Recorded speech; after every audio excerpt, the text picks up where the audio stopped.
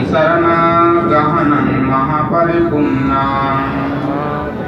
पनाते पात बेरमणि सिक्खापदं समादयामि अदिन्नादान बेरमणि सिक्खापदं समादयामि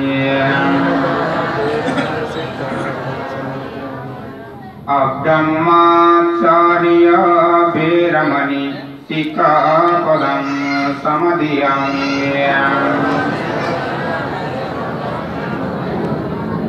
मुसावादा बेरमणि सिक्खापदं समादयामि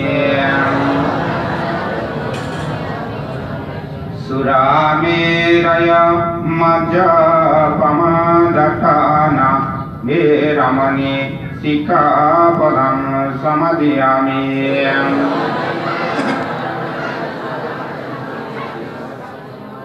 विकलो भोजनं बेरमणि सिक्खापदं समादयामि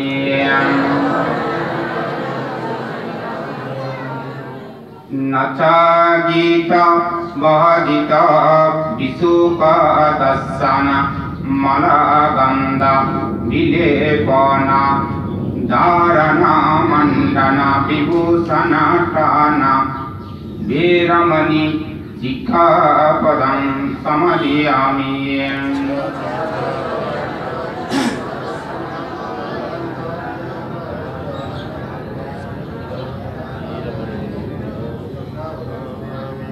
उच्चस्येन महाशयेन बेरमणि सिक्खापदं समादयामि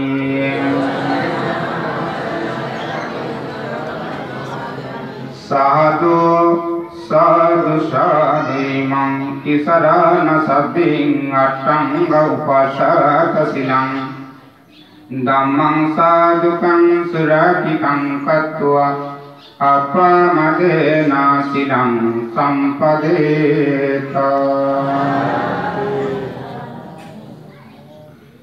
সকলের পূজারী উন্নতি উপাসক উপাসিকা বিন্দু সকলেরই জয় মঙ্গল এবং বিশ্বের শান্তি সুখ এবং সমস্ত জ্ঞাতি অর্থাৎ প্রয়াত ব্যক্তিগণের পারলৌকিক সদ্গতি কামনার্থে অত্র গ্রামের সমৃদ্ধ সুখ কামনায় এবং যার শুভ যে 10 বছর অর্থাৎ বর্ষার পরিপূর্ণ লাভ হতে যাচ্ছে আজকের এই যার এত বিশাল যে সুন্দর সুচারুরূপী যার অনুষ্ঠান পালন করতে সক্ষম হচ্ছেন আমার অত্যন্ত স্নেহভাজন অত্র বিহারের বিহার অধ্যক্ষ বদন্ত জ্ঞান এবং সুস্থবীর মহাদয় তার নিরোগ দীর্ঘ জীবন কামনার্থী এবং তার উজ্জ্বল আরো উজ্জ্বল ভবিষ্যৎ কামনা করে যে সুন্দর জীবন কামনা করে তাকে আশীর্বাদ জানাচ্ছি তাকে পূর্ণদান দিচ্ছি এবং সাথে সাথে সকল ভিক্ষু সংঘের উপস্থিতি আজকে এই যে বিকালবেলা যে ধর্ম দেশনার আয়োজন করেছেন আজকের এই শুভ দিন পবারণা পূর্ণিমা অর্থাৎ আশ্বিনী পূর্ণিমাকে পবারণা পূর্ণিমা বলা হয় সেই পবারণা পূর্ণিমায় আপনারা সমাবেত হয়ে যে আজকের প্রধান সর্বধর্মদেশক আমার ওই গুরু ভাই যিনি বাংলাদেশের আনাচি কানাচি গিয়ে যিনি ধর্ম দেশনা করে সকল উপাসক উপাসিকা থেকে মুক্ত করতে সক্ষম হয় তিনি আমার অত্যন্ত স্নেহভাজন যিনি চট্টগ্রাম বিশ্ববিদ্যালয়ের শিক্ষায় অধ্যয়নরত বদন্ত নন্দশ্রী ভিক্ষু মহাদয় তিনি আপনাদেরকে ধর্মসুধা বিতরণ করবেন আপনারা জানেন বুদ্ধ যে বলেছেন সব্বা দানং ধম্মা দানং জিনাতি সব্বরসং ধম্মরসং জিনাতি এবং সকল দানের চেয়ে হচ্ছে ধর্মদান শ্রেষ্ঠ এবং সকল যে রসের চেয়ে ধর্মরস হচ্ছে আরো বেশি বেশি শ্রেষ্ঠ সেই ধর্মরস প্রদান করবেন আমার স্নেহভাজন আমার গুরু ভাই বদন্ত নন্দশ্রী ভিক্ষু মহাদয় যিনি সঞ্চালন করছেন আমার অত্যন্ত স্নেহভাজন এই গ্রামের আরেকজন আলোচিত সন্তান যিনি ভিক্ষু কুলগুরু বদন্ত যুধিষ্ঠির স্থবির এবং দেবমিত্র, শ্যামলঙ্কার ভিক্ষু, এই যে আমরা 5 জন ভিক্ষু উপস্থিতি অত্র বিহারের বিহারাধ্যক্ষ ভান্তে সহ 6 জন ভিক্ষু উপস্থিতি আমরা দান কার্য অর্থাৎ পূর্ণ কার্য সম্পাদন করছি। এখন আপনারা সিং গ্রহণ করেছেন, বুদ্ধির অমৃতময় বাণী আপনারা শ্রবণ করুন। শ্রবণ করি সকলে পূর্ণবান পূর্ণবতী হন এবং সকল উপাসক উপাসিকা যারা প্রয়াত হয়েছেন তাদের পারলৌকিক সদ্গতি কামনায় দান করুন। এখন যে ভিক্ষু সংঘ সমশ্বরী বুদ্ধির অমৃতময় বাণী পাঠ করতে যাচ্ছেন, আপনার শ্রদ্ধা সহিত শ্রবণ করুন। নমো তাস্সা ভগবতো আরহতো সম্মা সম্বুদ্ধাস্সা। নমো তাস্সা ভগবতো আরহতো সম্মা সম্বুদ্ধাস্সা। নমো তাস্সা ভগবতো আরহতো সম্মা সম্বুদ্ধাস্সা। ভবতু সর্বমঙ্গলাং রক্ষন্তু সর্বদেবতাং সর্বভূতানুভাবেন সদা স্বস্তি ভবন্তু তে। ভবতু সর্বমঙ্গলাং রক্ষন্তু সর্বদেবতাং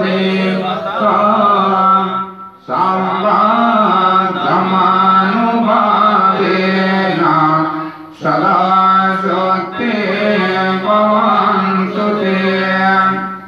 ভবতু সর্বমঙ্গলাং রক্ষন্তু সর্বদেবতাং সর্বসংঘানুভাবেন সদা স্বস্তি ভবন্তু তে।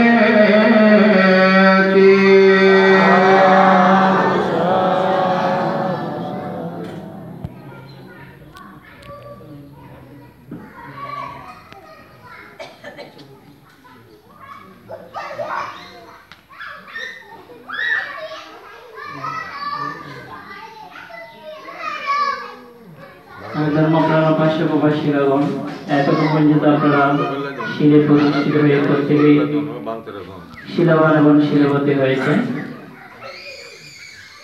আমাদের মাঝে যিনি সভাপতি হিসেবে উপস্থিত আছেন পরম শ্রদ্ধেয় দিবানন্দ বন্তে, ওনার বিহারেও উপাসক উপাসিকারা এসেছেন, তাই উনি এখন চলে যাবেন। তো ধর্মপ্রাণ উপাসক উপাসিকাগণ, এ পর্যায়ে আমি শুভেচ্ছা বক্তব্য রাখার জন্য আহ্বান জানাচ্ছি সৈয়দবাড়ি ধর্মচক্র বিহারের বিহার পরিচালনা কমিটির সাধারণ সম্পাদক মনিলাল তালুকদার মহোদয়কে শুভেচ্ছা বক্তব্য রাখার জন্য আহ্বান জানাচ্ছি।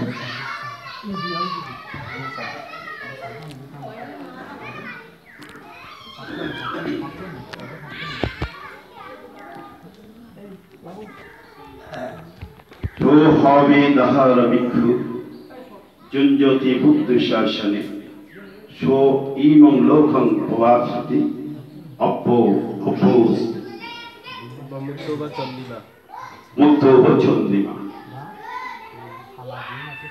নিতান্ত তরুণ হইলেও যেই ভিক্ষু বুদ্ধ শাসনে আত্মনিয়োগ করেন, তিনি মেঘমুক্ত চন্দ্রের ন্যায় জগৎকে উদ্ভাসিত করেন। আজ আমাদের পরম পুণ্যতিথি শুভ প্রবারণা পূর্ণিমা।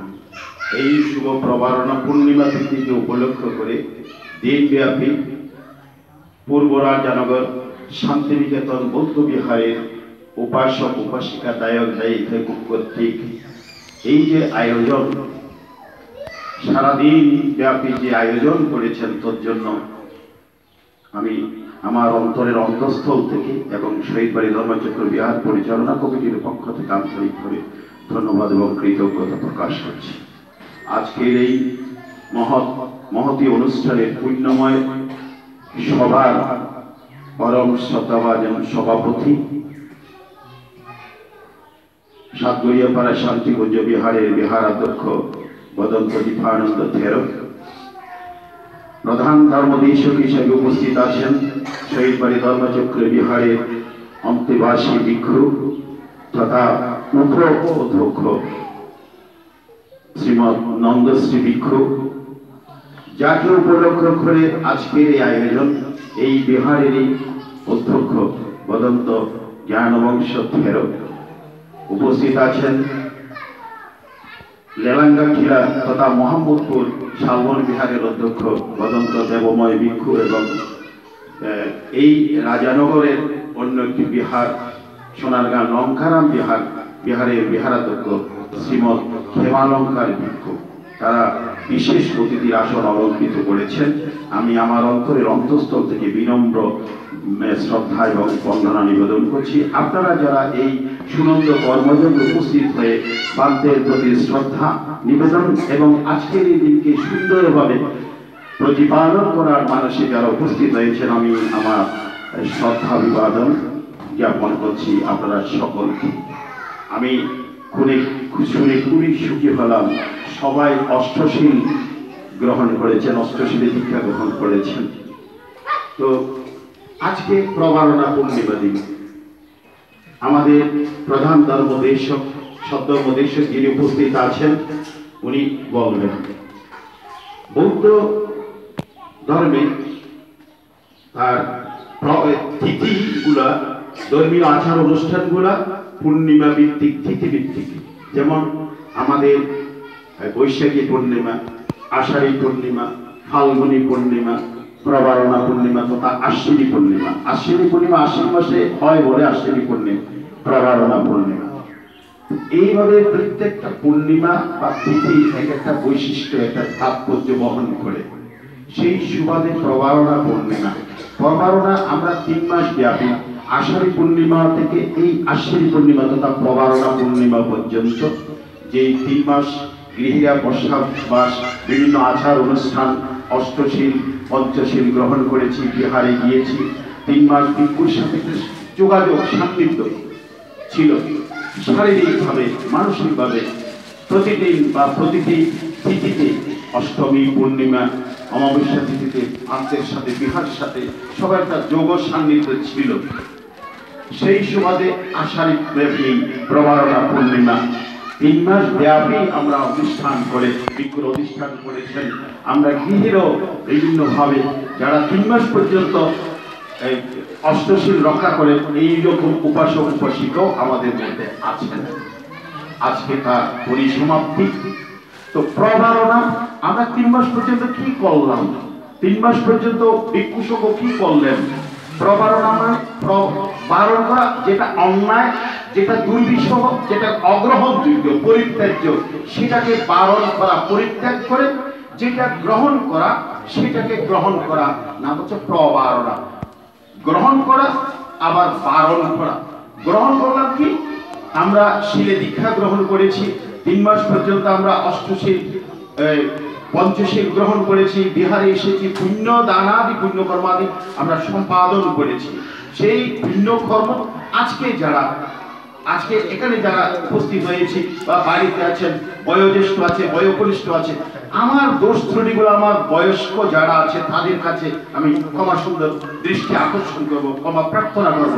যারা ছোট আছে তাদেরকে স্নেহ সান্নিধ্য দিয়ে তাদেরকে আমরা বুঝাবো, শিক্ষা দেব। এই প্রবারণার তাৎপর্য। আচ্ছা, আমি বক্তা নই, আমি শুভেচ্ছা বক্তব্য দেব। আমি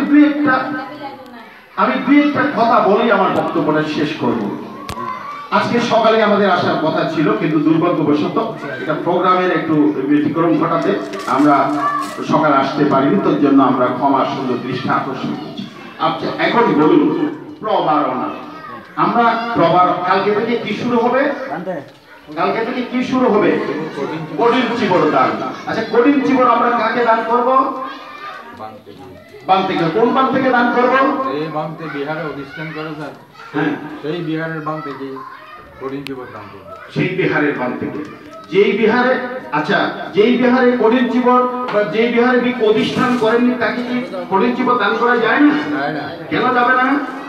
কারণ উনি অধিষ্ঠান করেন নাই, হ্যাঁ। ওই বিহারে অধিষ্ঠান করেন নাই, সেই জন্য আষাঢ়ী পূর্ণিমা থেকে আশ্বিনী পূর্ণিমা তথা প্রবারণা পূর্ণিমা পর্যন্ত যথা নিয়মে যে ভিক্ষু বিহারে বর্ষাবাস অধিষ্ঠান করেছেন তিনি কেবল আগামীকালে কঠিন জীবন লাভ করতে সক্ষম হবেন, এই তো?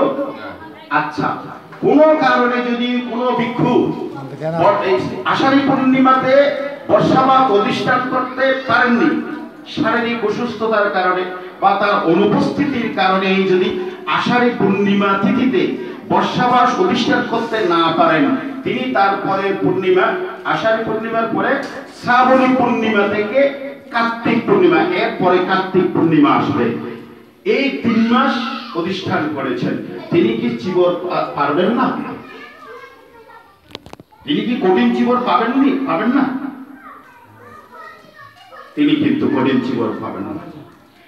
আষাঢ়ী পূর্ণিমা, কথাটা বুঝতে পারছেন?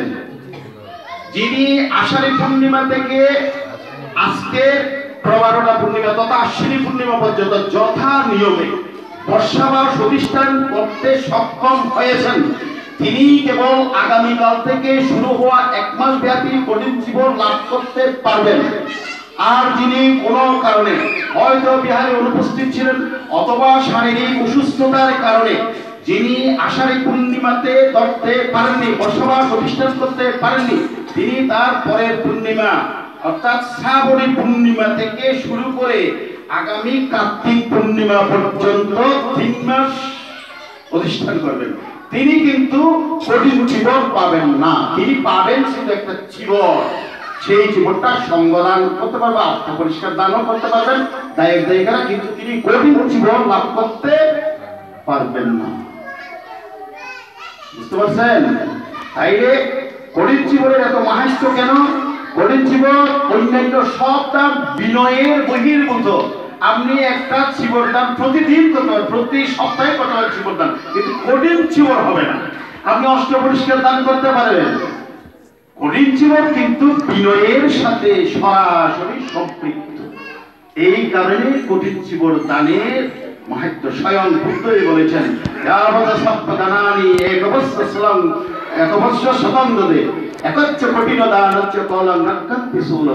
বুদ্ধ বলেছেন যিনি শতবর্ষব্যাপী অন্য কোনো কিছু দান করেন তথাপি একখানা কঠিন জীবন দানের 16 ভাগের 1 ভাগ হবে না। তাইলে বুদ্ধের নাগদস্থ বিরোধী এবং অনেক কঠিন জীবন দানের মাহাত্ম্য আগামীকাল থেকে শুনতে পাবেন। তো এখন দেশে চলছে বিভিন্ন দুর্যোগ চলছে, ভালো থাকুন, সুস্থ থাকুন। এই সমস্ত ভিক্ষু যে আহত হয় আগামীকাল থেকে আর কোনো মানে মাসব্যাপী চলবে, তারপরে থেকে ভিক্ষুকে দেখার জন্য এই যাকে উপলক্ষ করে গল্পসা যাপন করেছেন তাকে সানন্দে সুন্দরভাবে আপনারা অনুষ্ঠান করেছেন, তারপরে 1 মাস পরে আবার সেই ভিক্ষু খোঁজখবর রাখবেন কিনা, আমরাও রাখি না। এই যে অবস্থা রাখতে হবে, সান্নিধ্য থাকতে হবে। বুদ্ধ ধর্ম আর ছেলে মেয়েদেরকে বই পুস্তকের পাশাপাশি গৃহের স্কুল শিক্ষকের শিক্ষার পাশাপাশি একাডেমিক শিক্ষার পাশাপাশি ধর্মীয় শিক্ষা দেবেন, ধর্মীয় শিক্ষায় উদ্বুদ্ধ করবেন। কারণ অনেককে আমি যদি বলি, একজন বহু ছাত্রছাত্রী আছে গয়ার বৌদ্ধ মন্দির কোন মুখী বলতে পারে না, গয়ার বৌদ্ধ মন্দির আচ্ছা পূর্বমুখী, কেউ যেন বলো পূর্বমুখী হওয়ার কারণটা কি? উত্তরমুখী হলে কি হতো? সাধারণত বুদ্ধ বিহার এবং বুদ্ধের মুখ উন্মুখী হয়, পূর্বমুখী হওয়ার যথেষ্ট কারণ আছে। বুদ্ধ যে সময় সিদ্ধার্থ যখন অধিষ্ঠান করেছিলেন, হ্যাঁ, ইহাসনে শিষ্যত্বমি শরীরং সগস্তি মাংসং ফলেঞ্চ সাতো নবেশ্বর কায়মতশ্বরিষ্যতে ইহাসনে দেহমম যাক্ষুকা ইয়া অস্থি জন্ম মাংসগা প্রলে ডুবিয়া নালবিয়া বুদ্ধিজ্ঞান দুর্লভ জগতে এই পরিবেনা দেহমম এই আসন হতে এই যে অধিষ্ঠান করেছেন, বসেছেন, উনি কোন দিকে বসেছেন? পূর্ব দিকে বসেছেন, পূর্ব দিকে বসে পূর্বমুখী। বুদ্ধিসত্ত্ব যখন তার মাতৃজঠরে প্রতিসন্ধি গ্রহণ করেছিলেন তখন কোনমুখী? পূর্বমুখী। পূর্বমুখী। বই পুস্তক পড়লে জানবেন, বই পুস্তক পড়বেন। বই পুস্তক, বই মানুষকে জানায়, বই মানুষকে শেখায়, বই হতে পারে মানুষের পরম বন্ধু। পূর্বমুখী, পূর্বমুখ। আমাদের নতুন চন্দ্র বড়ুয়ার একটা বই আছে, এই পূর্বমুখকে এত মাহাত্ম্য কেন, পূর্ব দিকে এত মাহাত্ম্য কেন, ওগুলি আছে। বুদ্ধিসত্ত্ব যখন মাতৃজঠরে ওই আষাঢ়ী পূর্ণিমা তিথিতে যখন মাতৃজঠরের প্রতিসন্ধি গ্রহণ করেছেন তখন পূর্বমুখী হয়ে মাতৃজঠরের প্রতিসন্ধি, স্বপ্নযুগে মাতৃজঠরের প্রতিসন্ধি গ্রহণ করেছিলেন। ভূমিষ্ঠ হয়েছিলেন কোনমুখী? ভূমিষ্ঠ হয়েছিলেন পূর্বমুখী। বুদ্ধত্ব লাভের জন্য উনি যে সংকল্প করে অধিষ্ঠান করে বসেছিলেন দয়ার বুদ্ধিদ্রুম মূলে, সেটা কোনমুখী? পূর্বমুখী। ভূমিষ্ঠ হয়েছিলেন পূর্বমুখী। যাত্রা করেছিলেন কোন মুখে? গৃহত্যাগ করেছিলেন পূর্বমুখী। সব আছে। আচ্ছা, এবার বলি, নমো তস্য ভগবতো অরহতো সম্মা সম্বুদ্ধস্য, এইগুলি কে বলেছিলেন? মানুষ না দেবতারা বলেছিলেন? দেবতারা বলেছিলেন। নমো, আমি ব্যাখ্যা করব না, সব বইতে আছে। নতে কি হয়, মোতে কি হয়? নরকগামী মানুষকে মুখের দিকে যিনি নামিত করেছেন এই বুদ্ধ, সেই বুদ্ধগামী মো বলে বন্দনা করেছি। সাতগিরি যজ্ঞ বলে নমো নাম ধরে, অসুরেন্দ্র তস্য বলে নমস্কার করে, ছাড়ি লোকপাল বলে ভগবত আর, অরহত বলি নমে ইন্দ্র গুণধার, সম্যক সম্বুদ্ধ বলে মহাব্রহ্মায়ার, অষ্টজনে পঞ্চনামে করে নমস্কার, দেবইতে নমস্কার হইল প্রচার, আমিও বুদ্ধ পদে করি নমস্কার। তাইলে চিন্তা করুন, মানুষেরা বলে নাই। কোন দিন? উনি যখন বুদ্ধত্ব লাভ করে দ্বিতীয় দিনে এই বুদ্ধকে দেখে দেবতারা অষ্টজনে 5টি নাম, নমো তস্য ভগবতে অরহত সম্মা সম্বুদ্ধ, সেই 5টি নামে বন্দনা করেছিলেন দেবতারা। তখন তিনি দ্বিতীয় গাথাটা, একটা গাথা উচ্চারণ করেন। বুদ্ধের প্রথম বাণী হচ্ছে কি? সিদ্ধার্থের প্রথম বাণী কি? সিদ্ধার্থের প্রথম বাণী পূর্ব দিক উত্তর দিকে গিয়ে তিনি বলেছিলেন, আজ্ঞা অস্মিন লোকাচ্ছাতি চেষ্টা অস্মিন লোকাচ্ছাতি শেষ্টা অস্মিন লোকাচ্ছাতি আয়ামন্তি মজাতি নাস্তি জাতি পুনঃভবে। আমি জ্যেষ্ঠ, আমি অগ্র, আমি জ্যেষ্ঠ, আমি শ্রেষ্ঠ, এই আমার শেষ জন্ম, আর আমি এই পৃথিবীতেই জন্মগ্রহণ করব না। হ্যাঁ, এইটা হলো প্রথম বাণী। দ্বিতীয় বাণী, অনেক জাতি সংসারং সন্ত বিশ্বঙ্গলি বিসঙ্গ হকারক কবি সন্ত দুঃখা জাতি পুনঃপুনং গহকারক দিত্যুষি পুনঃগেহ নকাহুসি সব্বাতে পাসুর ভক্তা গহকূটং বিসঙ্কিতং বিসংকারং চিত্তং খং মহাকায় মজ্জগা। আমি আমার এই দেহরূপ গৃহকারকের সন্ধান করিতে গিয়া কত কত জন্মগ্রহণ করেছি। এই গৃহকারক তুমি আর আমার এই দেহরূপ গৃহকে আর নির্মাণ করতে পারবে না, কারণ আমার চিত্ত এখন এই মুক্ত, তৃষ্ণা মুক্ত। তৃষ্ণা করিলে ক্ষয়, পুনর্জন্ম নাহি রয়। একটা গান আছে না, তৃষ্ণা করিলে ক্ষয়, পুনর্জন্ম নাহি রয়, চির শান্তি মিলিবে তখন। চির শান্তি মানে কি? নির্বাণ। নির্বাণ কখন মিলবে? আপনার যদি কোনো তৃষ্ণা না থাকে। বুদ্ধের দ্বিতীয় মুখনিসৃত বাণী হচ্ছে সেটা। আমি আর এই গৃহ তুমি আর রচনা করতে পারবে না। আমি কুসংস্কার মানে মুক্ত, হ্যাঁ, কুসংস্কার মুক্ত, সংস্কার মুক্ত, তৃষ্ণা মুক্ত। এই গৃহ তুমি আর রচনা করতে পারবে না। আর শেষ বাণীটা কি? শেষ বাণী কি বলেন? অপ্পমাদেন অন্ধবাণী বিক্ষোভে অমন্তয়ামিব বেদম্মা শঙ্করা অপ্পমাদেন সম্পাদে থাপি। তখন কোথায় বলেছিলেন? ওই কুশীনগরে। যারা তীর্থে ভ্রমণ করেছেন তারা বলতে পারবেন। কুশীনগরে জোড়া শাল বৃক্ষের তলে যখন আনন্দকে বলেছিলেন, আনন্দ আমার জন্য তুমি শয্যা পরিনির্বাণ শয্যা রচিত করো, সেইটা বলেছিলেন প্রত্যেকে। তখন কোথায় ছিলেন? সেই কথাটা তিনি বলেছিলেন কোন পূর্ণিমায়? আমি প্রথমেই বলেছিলাম পূর্ণিমা ভিত্তিক, তিথি ভিত্তিক। বৈশালীতে ছাপা হচ্ছে, বৈশালীর ছাপা হচ্ছে কোন পূর্ণিমায়? বৈশাখী পূর্ণিমা। হ্যাঁ, মাঘী পূর্ণিমা তিথিতে। আমি আগামী 3 মাস পরে অর্থাৎ বৈশাখী পূর্ণিমা তিথিতে আমি পরিনির্বাপিত হব। এই আনন্দ তুমি গিয়ে সেখানে জোড়াসালজিকে লিখে আমার জন্য পরিনির্বাণ সজ্জা রচিত করো। তখন বৈশালীর ছাপা চৈত্রে বসে মাঘী পূর্ণিমা তিথিকে আগামী মানে বৈশাখী পূর্ণিমা তিথিতে আমি পরিনির্বাপিত হব। 3 মাস আগে আয়ু সংস্কার বিসর্জন করেছিলেন। আনন্দকে বলেছিলেন, আনন্দকে ওখানে পরিনির্বাণ সজ্জা সজ্জিত করেছিলেন।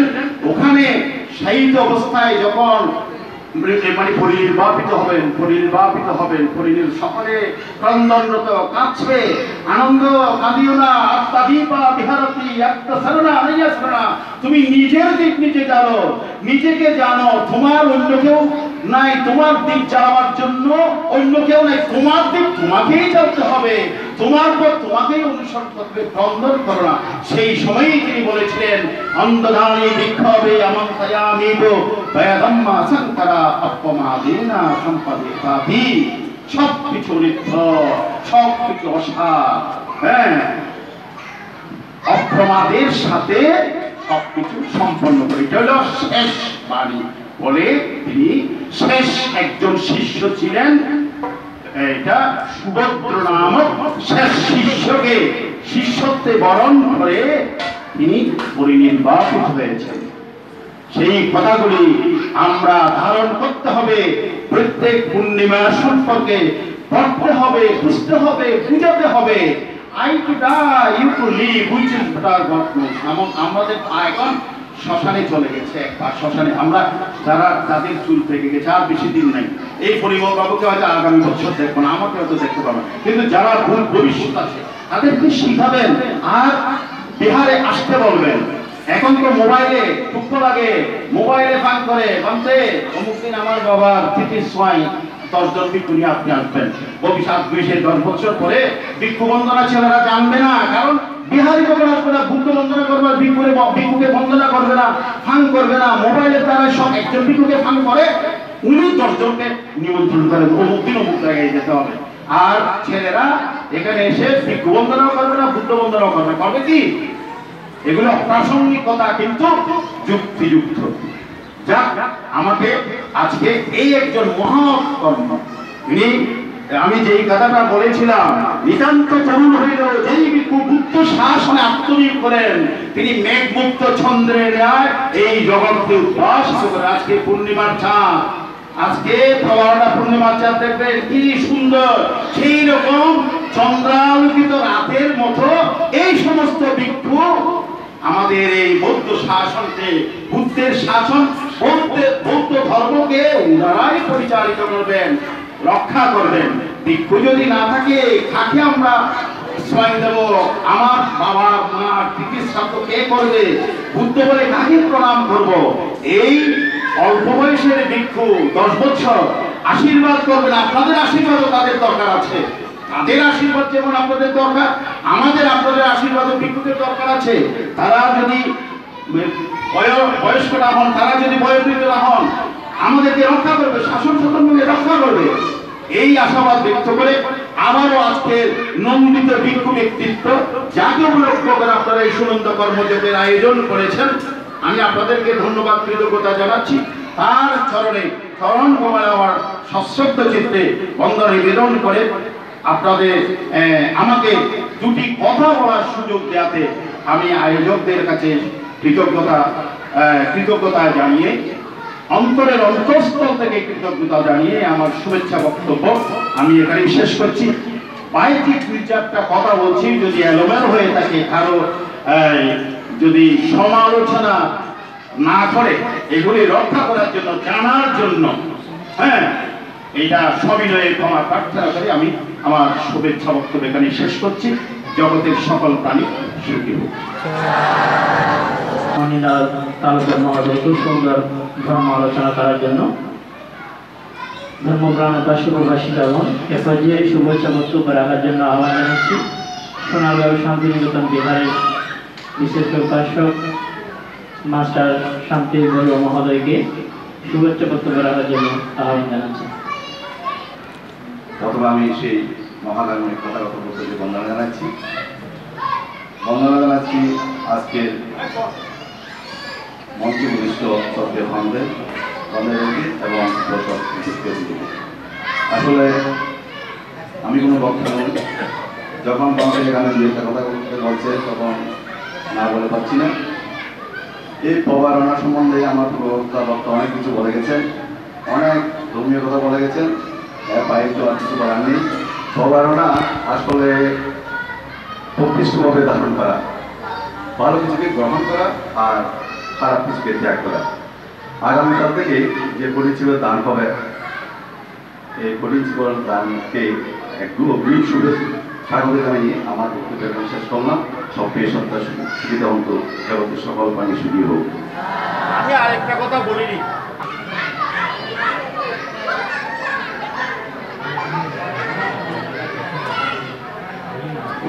জন্য অতি আগ্রহে বসে আছেন। আজকের এই সধর্ম সভার প্রধান সধর্মদেশক শহীদভারী ধর্মচক্র বিহারের উপবিহারাধ্যক্ষ, চট্টগ্রাম বিশ্ববিদ্যালয়ের অধ্যয়নরত বর্তমান সময়ের তরুণ সঙ্গীত ব্যক্তিত্ব, সুদেশক, স্নেহভাজন নন্দশ্রী বিকু মহোদয়কে ওনার প্রধান সধর্ম দেশনা করার জন্য আহ্বান জানাচ্ছি।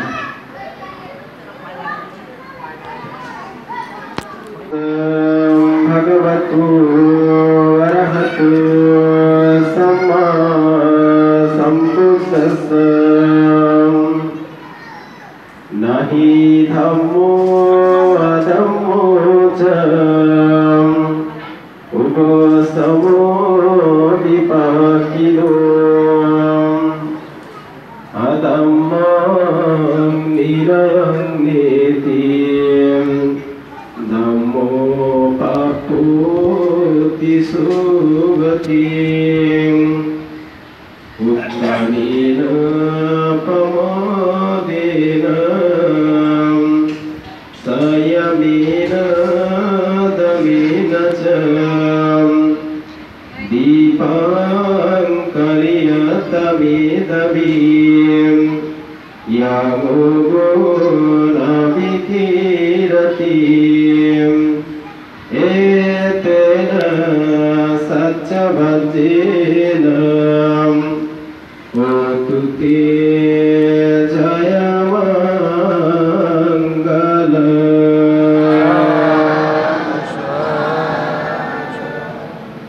আজকে সোনারগাঁও শান্তিনিকেতন বিহারে ষোড়মাসিক বর্ষাবাস পরিসমাপ্তির যে দিন, প্রবারণা এবং এই বিহারের বিহারাধিপতি পরম শ্রদ্ধেয় ভন্তের 10 বর্ষে পদার্পণ উপলক্ষে যে আজকের যে সুন্দর কর্মযজ্ঞের আয়োজন, এই অনুষ্ঠানের দ্বিতীয় পর্ব ধর্ম আলোচনা অনুষ্ঠান। এই অনুষ্ঠানে যিনি সভাপতি ছিলেন অত্র রাজানগরের খুবই আপনজন পরম শ্রদ্ধেয় দীপানন্দ ভান্তে। এখানে যিনি উপস্থিত রয়েছেন এই গ্রামের একজন কৃতি সন্তান, আমাদের অত্যন্ত প্রিয় ভিক্ষু ব্যক্তিত্ব, শ্রদ্ধেয় ভিক্ষু ব্যক্তিত্ব পরম শ্রদ্ধেয় জ্যোতিশ্রী ভান্তে মহোদয়। আমি ভান্তের চরণ কমলে বিনম্র চিত্তে বন্দনা নিবেদন করছি। আজকে যাকে ঘিরে এই আয়োজন, সেই পরমারাধ্য ভান্তে যিনি আজকে ভিক্ষু জীবন নিয়ে পদার্পণের 10টি বৎসর অতিক্রম করতে যাচ্ছেন। পরম শ্রদ্ধেয় ভান্তের চরণ কমলে বন্দনা নিবেদন করছি। পুণ্যার্থী দায়ক দায়িক উপাসক উপাসিকাগণ, আপনাদেরকে জানাচ্ছি মৈত্রীময় শুভাশিস। আমরা যে আজকে প্রবারণা কথা বলছি, এই প্রবারণা সম্পর্কে যিনি আলোচনা করেছেন আমার অত্যন্ত কল্যাণ মিত্র। এই কারণে কল্যাণ মিত্র, যেমন আমি কোনো একটা কবিতার লাইন মনে নেই, তো ওনাকে ফোন করলাম, উনি সাথে সাথে বলে দিলেন। কোনো একটা শব্দের অর্থ আমার জানা নেই, ওনাকে ফোন করলাম, সাথে সাথে বলে দিলেন। তো আমার অত্যন্ত কল্যাণ মিত্র আমাদের বিহারের সাধারণ সম্পাদক বর্গমণিলাল তালুকদার, উনি আলোচনা করেছেন এবং আমি ধন্যবাদ কৃতজ্ঞতা জানাতে চাই যাদের হাত ধরে আজকের এই আয়োজনটা হয়েছে সেই, এবং এখানে একটা অনন্য দান হয়েছে ত্রিপিটক দান। এই ত্রিপিটক দান এটা হচ্ছে অনন্যতা আছে, কারণ সকলেই কিন্তু ত্রিপিটক দান করার পুণ্য অর্জন করতে পারে না। বলে কিরকম ভাবতে, যেমন বলা হচ্ছে একটি ত্রিপিটকের অক্ষর একটি স্কন্ধ এক একটি বুদ্ধ সদৃশ। তাহলে একজন মানুষ তার জীবনে কয়টা বুদ্ধ দান করতে পারে? কিন্তু বলা হচ্ছে এই ত্রিপিটক দান করা মানে ৮৪,০০০ ধর্ম স্কন্ধ দান করা। ৮৪,০০০ ধর্ম স্কন্ধ দান করা মানে ৮৪,০০০ বুদ্ধ দান করা। তাহলে এটা অনন্য, অসাধারণ, অসীম পুণ্যের পুণ্য ফলপ্রদ একটি দান। তো আজকে যে প্রবারণা সম্পর্কে বলা হয়েছে, আমি প্রথমে বলছি প্রবারণা কোথা থেকে উৎপত্তি হয়েছে, কেন উৎপত্তি হয়েছে। এই দুটি প্রশ্ন যদি করা যায় তাহলে প্রবারণার উৎপত্তি সম্পর্কে বিনয় পিটকের মহাবর্গে যেটা আছে, বলা হচ্ছে এক সময় একটি অরণ্যের মধ্যে ভিক্ষুগণ ৩ মাস ব্যাপী বসবাস সমাপ্ত করে বুদ্ধের কাছে গিয়েছিলেন। তখন বুদ্ধ তাদেরকে প্রশ্ন করে, হে ভিক্ষুগণ, তোমরা কি বসবাস সঠিকভাবে সমাপ্ত করেছ? হ্যাঁ ভান্তে, সমাপ্ত করেছি। তোমরা কিভাবে বসবাস সমাপ্ত করেছো? ভান্তে, আমরা এমন ভাবে বসবাস সমাপ্ত করেছি কেউ কারো সাথে একটা শব্দ পর্যন্ত উচ্চারণ করেনি আমরা। তাহলে তোমাদের নিত্য প্রয়োজনীয় কাজগুলো কিভাবে করেছো? আমরা কারো যদি জলের প্রয়োজন হয় তাহলে যার কাছে জল আছে তাকে ইশারা দিয়েছি, সে জল দিয়েছে। আমাদের যদি বেশি করে পানি আনার প্রয়োজন হয় আমরা আরেকজনকে ইশারা করে নিয়ে গেছি, এভাবে কথা না বলে দুজনের জল নিয়ে এসেছি। তো বলা হচ্ছে বুদ্ধ দুইজন লোক প্রশ্ন করেন, দুইভাবে প্রশ্ন করেন। একটি হচ্ছে কোন শাস্ত্রগণ যে শিষ্যকে উদ্দেশ্য করে ধর্ম আলোচনা করবেন এই কারণে প্রশ্ন করেন। আবার কোন শিক্ষাপদ বা বিনয় পিটকের কোন নিয়ম তিনি প্রবর্তন করবেন এই উদ্দেশ্য তিনি প্রশ্ন করেন। তখন ভিক্ষু সঙ্গদেরকে বলছেন, হে ভিক্ষুগণ, তোমরা যে বসবাস প্রতিপালন করেছ এটা সঠিক নয়, এই বসবাস ঠিক হয়নি। বলে যে কেন ভাবতে? বলে যে একে অপরকে কথা না বলা, চুপ থাকা, নীরব থাকা, এটা হচ্ছে তৃতীয়দের নিয়মাবলী। তৃতীয় কাকে বলে? বুদ্ধের সময়ে একটা মতবাদ ছিল যাদেরকে আমরা বলতাম তৃতীয়। এদের এই মতবাদের অনুসারী বর্তমানে আপনারা পেপারে মাঝে মাঝে দেখবেন উলঙ্গ সন্ন্যাসী।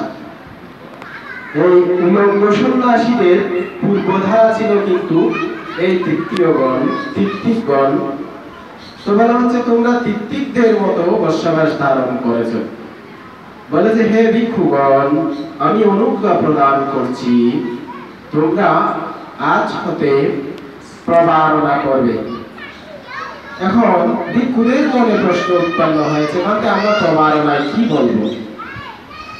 বলে যে প্রবারণায় বলবে অহং ভান্তে প্রবারেণি দিচ্ছেন বা সূত্রেন বা পরিসংখ্যায় বা মায়াং বাদাতু। এই কথাগুলো কিন্তু তাৎপর্য আছে। যেমন কিছুদিন পূর্বে আমাদের একজন খুব ভালো, এদিকে মনে হয় কোথাও বাড়ি, একটা মেয়ে, উনি একজন শিক্ষিকা, এখনো তরুণী, তিনি আমাকে একটা প্রশ্ন করেছেন, অদ্ভুত ধরনের প্রশ্ন। বলে যে মানতে আমরা দেখি কি যে অন্যান্য ধর্মে একত্রিত হয়ে মানুষ মিলে জিলে থাকার একটা সুযোগ করে দেওয়া হয় মোলাকাত করার জন্য, তো কিন্তু আমাদের ধর্মে হিংসা বেশি কেন জানেন? বলে যে আমাদের ধর্মে এরকম কোন যে ধারার সৃষ্টি হয়নি, আমাদের ধর্মে পরস্পরের জন্য এরকম কোন নিয়ম নীতি সৃষ্টি হয়নি বলে আমাদের মধ্যে হিংসা বেশি, দেশ বেশি। তো আমি তাকে বললাম যে আমাদের ধর্মকে অনুকরণ করেই কিন্তু এরকম ধারাটা সৃষ্টি হয়েছে। দেখেন যে কথাগুলো আমি বলেছি তার মর্মার্থ কি? অহং ভান্তে প্রবারেণি, ভান্তে আমি কমিটমেন্ট করছি, আমি রাজি হচ্ছি, আমি প্রকৃষ্ট রূপে বরণ এবং বারণ করব। দিচ্ছেন বা সূত্রেন বা পরিসংখ্যায় বা, ভান্তে আপনি যদি আমার কোনো দোষ দেখে থাকেন, আপনি যদি আমার কোনো দোষের কথা শুনে থাকেন, কিংবা আপনি যদি আমার কোনো দোষ হয়েছে বলে মনে করে থাকেন, তাহলে সেই দোষগুলো আমার কাছে প্রকাশ করুন। দেখেন, কোনো আত্মীয় যদি, কোনো একজন মানুষ যদি আপনার কাছে অনেক বেশি অপরাধ করেছে, সে যদি এসে বলে যে আমি আমার অপরাধ ক্ষমা চাই, আমি আমার অপরাধের ত্রাণ প্রত্যাশা করি, তাহলে আপনারা ক্ষমা করবেন কিনা? সকলেই ক্ষমা করবেন। তো বলা হচ্ছে এরকম এই নিয়মটা কেন দিয়েছেন? 3 মাস ব্যাপী একসাথে থাকার সময় আমাদের মধ্যে কত কথা কাটাকাটি, দুষ্ত্রুটি, নানা ধরনের কথা হতে পারে। তো এগুলো যাতে আমরা পরস্পরকে জানিয়ে দিই এবং জানিয়ে দেওয়ার পর যাতে আমরা সংশোধিত হতে পারি। তারপর আবার কি বলছেন?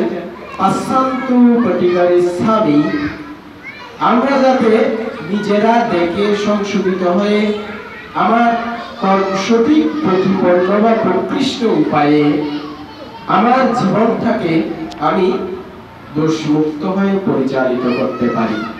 তো প্রিয় দায়ক উপাসক উপাসিকাগণ, এই প্রবারণার প্রকৃষ্ট অর্থ আমরা কি ধারণ করতে পারি? আমরা ধারণ করতে পারি না।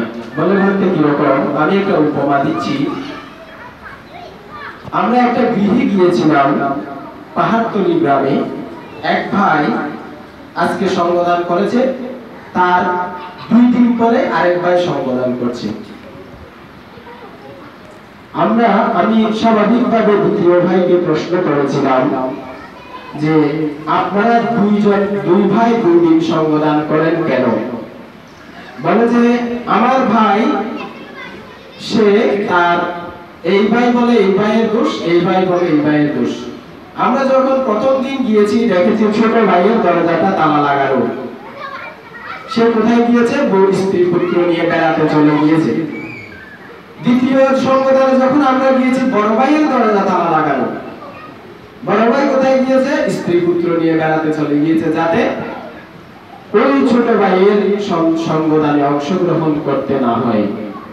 তাহলে এখানে প্রশ্ন হচ্ছে তারা কার সঙ্গদান করছে? মা বাবা। এখন আমি তাকে প্রশ্ন করলাম যে উপাসক, আমি আপনাকে একটা উপমা দিচ্ছি, আপনি আমাকে সেই উপমাটার উত্তর দেবেন। ধরেন আপনার কাছে আপনার মা বাবা থাকে, এখন আপনি তাকে একদিন মাছ মাংস দিয়ে এক থালা ভাত খেতে দিয়েছেন দুইজনকে। তারা খাচ্ছে, খেতে খেতে তারা বলছে, তারা দেখছে কি তাদের আপনার বড় ভাই সে শাক দিয়ে ভাত খাচ্ছে, তার নাতিগুলো কি করছে? এই শাক দিয়ে ভাত খাচ্ছে। আপনার যে মা বাবা দুজন, যাদেরকে আপনি মাছ মাংস সমগ্র সুস্বাদু খাবার দিয়ে খেতে দিয়েছেন, তারা কি তাদের ওই পুত্রকে ফেলে, তার নাতিদেরকে ফেলে যে সত্যিকার অর্থে সে ভাতগুলো খেতে পারবে সন্তুষ্ট চিত্তে? বলে যে না ভাবতে, বলে যে কখনো খেতে পারবে না। যদি জীবিত থাকাকালীন সময়ে সেরকম এক ভাইকে না দিয়ে মা বাবাকে দিলে, একটা সন্তানকে উপোস রেখে মা বাবা যদি সন্তুষ্ট হতে না পারে, তাহলে মৃত্যুর পরে আপনারা যে এক ভাই আরেক ভাই যে তাদেরকে খাওয়াচ্ছেন, আরেক ভাই তালা মেরে চলে যাচ্ছেন, আরেক ভাই খাওয়াচ্ছেন, আরেক ভাই তালা মেরে চলে যাচ্ছেন, তাহলে তারা কতটুকু ইষ্টচিত্তে আপনাদের পুণ্যটা গ্রহণ করছে? আপনারা এই প্রশ্নের উত্তরটা আমাকে দেবেন। কোনো কথা এসে বলতে পারেনি। তা আমরা একটা সুখের খবর শুনেছি সেদিন মলয় বাবুর কাছ থেকে। গত কিছুদিন আগে তারা দুই ভাই একত্রে সঙ্গদান করেছে। যদি আমরা প্রতিদিন আমাদের সমাজে দেখি, একটা পরিবারের মধ্যে দেখেন স্বামী স্ত্রীর মধ্যে কত কথা হয়, কত অভিমান হয়, এগুলো আবার মিটে যায়। কিন্তু এটা অনেক ক্ষেত্রে হয় কি, দুজন মানুষ, পাড়া প্রতিবেশী, এমনকি আপন ভাই, সামান্য একটা দোষের কারণে আমরা এক ভাই আরেক ভাইয়ের চেহারা দেখি না, এক পাড়ার প্রতিবেশী আরেক পাড়া প্রতিবেশীর চেহারা দেখি না। তাহলে আমরা এই প্রবারণার মর্মার্থ কোথায় গ্রহণ করলাম? এই প্রবারণার শিক্ষা কোথায় গ্রহণ করলাম? তাহলে এই প্রবারণার শিক্ষাটা বাস্তবায়ন হচ্ছে কি? আপনারা অবাক হবেন, এটা কিন্তু আছে। আমরা কম্বোডিয়ার একটা অনুষ্ঠানের কথা আমি শুনেছি গতকালকে। আমার একটা ফ্রেন্ড আছে কম্বোডিয়ান, তারা বলেছে মুন কেক ফেস্টিভ্যাল নামে একটা ফেস্টিভ্যাল আছে, এটা প্রবারণা উপলক্ষে করা হয়। এটাতে কি হয়, ধরেন আপনি যাবেন, আপনার সাথে যার সাথে ঝগড়া আছে তাকে গিয়ে আপনি প্রণাম করবেন, ক্ষমা চাইবেন, একটা মিষ্টি কেক তাকে উপহার দেবেন, সেও আপনাকে দেবে। তাহলে এইভাবে তাদের মধ্যে যে সংহতি, তাদের মধ্যে যে একতা বোধ, তাদের মধ্যে যে ধর্মীয় যে সংহতি, এটা প্রতিষ্ঠিত হয়। কিন্তু আমাদের মধ্যে দেখেন কত ভাগ, কত যে বিভেদ যেগুলো হয়, সেগুলো আমরা ধরে রাখি, ক্ষমা প্রদর্শন করি না। তাহলে প্রবারণার প্রকৃষ্ট মর্মার্থটা রইল কোথায়? তা আপনারা অনেকেই বলতে পারেন, মানতে আমাদের ক্ষেত্রে কেন বলছেন? আপনাদের ভান্তেদের যে মধ্যেও তো অনেক অনক্ষ, এটাও আমি বলি। ভান্তেদের ক্ষেত্রে অনক্ষ কেন জানেন? ঝগড়াটে মা বাবার সন্তান কিন্তু ঝগড়াটেই হয়। তা আমরা কোন মা বাবা থেকে এসেছি? আমরা এসেছি কিন্তু আপনাদের থেকে। তাহলে আমরা কোথা থেকে ভালো হবো যদি আমরা একটা স্টেজে না যাই? সেই জন্য আমাদের ভান্তেদের মধ্যে অনেকগুলো ভাগ, তার উৎপত্তিটা হয়েছে গৃহীদের কাছ থেকে। এখানে কিন্তু আমার একটা আনন্দ লাগছে এই কারণে, আমি গত বছরে বলেছিলাম এই কথাটা, আমাদের সৈয়দবাড়ি ধর্মচক্র বিহারে কিন্তু উপাসক থাকে একজন অথবা দুইজন, বিকালবেলা তারাও আসে না। কিন্তু এখানে আমি দেখছি আমার অনেকজন উপাসক এর উপস্থিতি, এটা আমার জন্য অত্যন্ত ভালো লাগছে, অত্যন্ত আনন্দ লাগছে এই কারণে যে উপাসকরা এখানে উপস্থিত রয়েছেন, উপাসকরা এখানে যে ধর্ম করেন। যে এটা আমি আরেকটা জায়গায় দেখেছি, ফটিকছড়িতে আমি একটা সংগদানে গিয়েছিলাম, উপসর্তিক সংগদানে, গত বছর নাকি তার আগের বছর। ওখানে আমি দেখেছি এইভাবে, আজকে যেমন উনি প্রশ্ন করছেন যে মানতে যে পঞ্চশীল কেউ নেওয়ার আছে কিনা, ওখানে কিন্তু ছোট ছোট একেবারে অনেক 100-500 মানুষ হবে।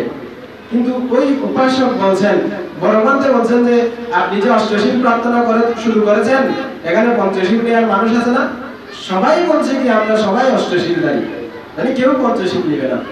এটা আমাকে অবাক করেছিল এই যে আজকে কিন্তু আমরা এই জিনিসটা আমরা হারিয়ে ফেলছি। আমি আপনাকে একটা কথা বলি, এটা আপনি বুঝবেন। একটা বাচ্চা ছেলে সে যখন রোজা রাখে তার মা বাবা কিন্তু তাকে উৎসাহিত করে যাতে সে রাখতে চেষ্টা করে, সে যাতে অভ্যাসটা তৈরি করতে পারে। কিন্তু আমাদের সন্তান যখন অষ্টশীল নেয়, আমাদের সন্তান যখন বিহারে যেতে চায় ছোট ছোট কালে, তখন মা বাবা তাদেরকে নিরুৎসাহিত করে, না তুমি অষ্টশীল রাখতে পারবে না। আবার সন্তানগণ যখন এখানে আসে, বিহারে যদিও বা আসে, মা বাবা তাকে ধৈর্য সহকারে বসিয়ে রাখেন না। তখন হয় কি, তারা হয় নিজেদের মতো গল্প করে, খেলা করে। একটা সন্তানকে আপনি যেভাবে তৈরি করবেন সে কিন্তু সেভাবেই তৈরি হবে। তাহলে তার পরিণামে হয় কি, আমরা এক সপ্তাহে একদিন একটা অষ্টশীল রাখতে পারি না।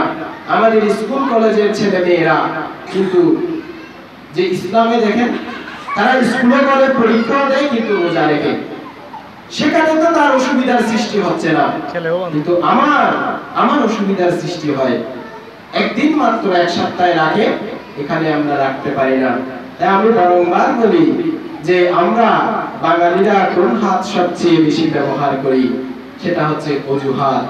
আমি সব সময় আমরা দেখাই, এই কারণে ভাবতে আমি ধর্ম করতে পারি না, এই কারণে মানতে আমার ছেলে ধর্ম করতে পারে না, এই কারণে মানতে আমার যে, আমি এই উদাহরণটা সব জায়গায় দিয়ে থাকি যে একটা মেয়ে, আমি দেখেছি একটা মেয়ে, সে কি করেছে, ইঞ্জিনিয়ারিং পাশ করেছে। ইঞ্জিনিয়ারিং পাশ করার পর সে নানা ধর্ম নানা পথে গবেষণা করে সে বুদ্ধ ধর্ম যখন গ্রহণ করেছে, মেয়েটার বাড়ি হচ্ছে নাগপুর। সে একটা ইঞ্জিনিয়ারিং ফার্মে চাকরি করে, ভারতের MIT থেকে সে সর্বোচ্চ ডিগ্রি নিয়েছে।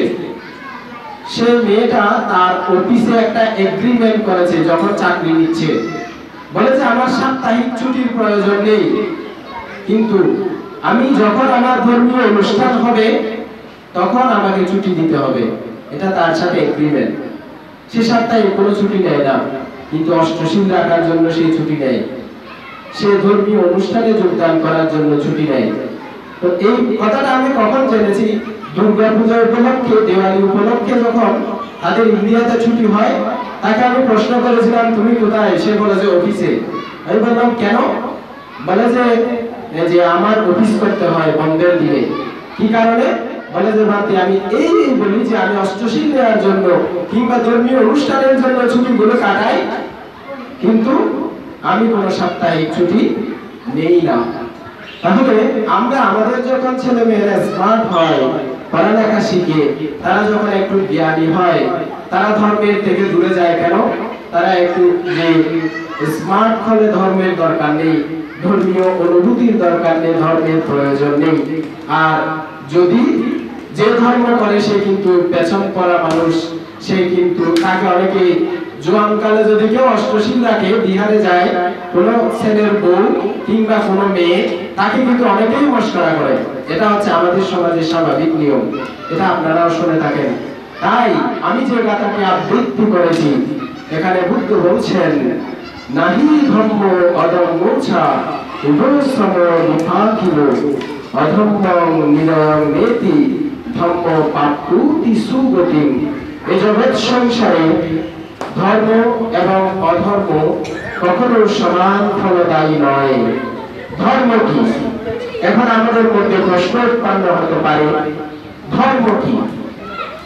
এই ধর্ম কি বোঝাতে গিয়ে বুদ্ধ ভগবান বলছেন, একজন মানুষ যদি তার জীবনে 3টি দ্বারে 10টি কর্ম থেকে বিরত থাকে, সেটা হচ্ছে ধর্ম। সেই ধর্ম বুঝাতে গিয়ে বুদ্ধ কোথায় বলছেন, ধর্মপদের ভিক্ষুবর্গের মধ্যে তিনি বলছেন কায়েনা সংবর সাধু সাধু বাছায় সংবর মানসা সংবর সাধু সাধু সম্পত্তি সংবর। এ জগৎ সংসারে সাধু আমরা কাকে বলি, সন্ন্যাসী আমরা কাকে বলি? যে ছেলে, যে মানুষ সংসার ছেড়ে, যে মানুষ কি করে, বৈরাগ্য জীবন ধারণ করে। কিন্তু বুদ্ধ বলছেন আমি তাকে সাধু বলি না, আমি তোমাদের মধ্যে সাধু বুঝি যারা সংসারী মানুষ, তাদের মধ্যে আমি সাধু খুঁজি, তাদের মধ্যে আমি ভালো মানুষ খুঁজি, তাদের মধ্যে আমি সন্ন্যাসী খুঁজি।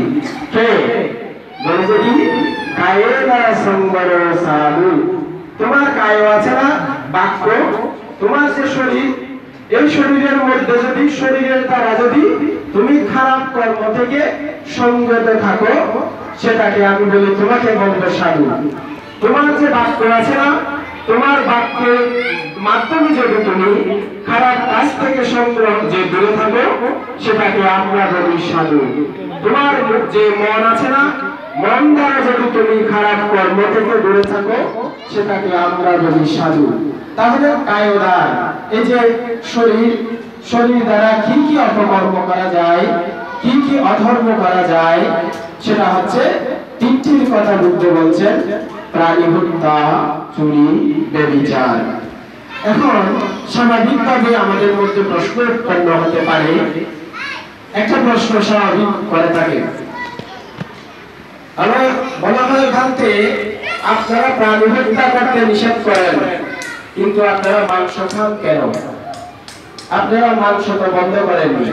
বা বুদ্ধ প্রাণী হত্যা করতে নিষেধ করেছেন, কিন্তু মাংস খেতে কেন নিষেধ করেননি? এই প্রশ্নটা উৎপন্ন হয়। এখানে তার উত্তরটা দিতে গিয়ে বুদ্ধ বলছেন, একজন মানুষকে আমি প্রাণী হত্যাকারী কখন বলবো? কখন প্রাণী হত্যাকারী বলবো? যখন 5টি অঙ্গ তার পরিপূর্ণ হবে। এটা কি? প্রাণী বলে জানতে হবে, প্রাণী হতে হবে, প্রাণী বলে জানতে হবে, লোভ, দেশ, মোহচিত্ত যেগুলো একটি অথবা তিনটি উৎপন্ন হতে হবে, হত্যার প্রচেষ্টা গ্রহণ করতে হবে, তার দ্বারা হত্যা হতে হবে। যেমন আপনি কোনো এক অন্ধকার রাতে একটা রশিকে সাপ বলে যদি পিটান, তাহলে আপনার প্রাণী হত্যার কর্ম সংগঠিত হবে না। কেন? কারণ ওই রশিটা প্রাণী নয়। প্রাণী বলে জেনেছেন, ঠিক আছে, আর 4টি অঙ্গ পরিপূর্ণ হয়েছে, কিন্তু প্রাণী নয় বলে প্রাণী হত্যার কর্মটি সংগঠিত হয়নি। আবার বলা হচ্ছে, আপনি একটি কুকুরকে হত্যা করার জন্য দা নিক্ষেপ করেছেন, কিন্তু কুকুরটা পালিয়ে গেল। সেখানে আপনি হত্যার প্রচেষ্টা গ্রহণ করেছেন, প্রাণী বলে জেনেছেন, কিন্তু হত্যা হয়নি। সেখানেও কিন্তু আপনার প্রাণী হত্যার কাজটি সংগঠিত হয়নি, প্রাণী হত্যা হবে না। তাহলে এই যে আপনি বাজার থেকে মাংস নিয়ে আসেন, মাছ নিয়ে আসেন, সেখানে কিন্তু আপনার একটি জিনিস থাকে না, সেটা হচ্ছে হত্যার চিত্ত, দেশ চিত্ত সেখানে আপনার থাকে না। আপনি বাজার থেকে শাকসবজি যেরকম কিনে নিয়ে আসেন, তো দ্রুতভাবে ওই মাছ মাংস কিনে নিয়ে আসেন। আপনি যদি এই মাছ না আনেন, অন্য কেউ সেটাকে নিয়ে যাবে। আপনি যদি এই মাংস না আনেন, অন্য কেউ সেটাকে নিয়ে যাবে।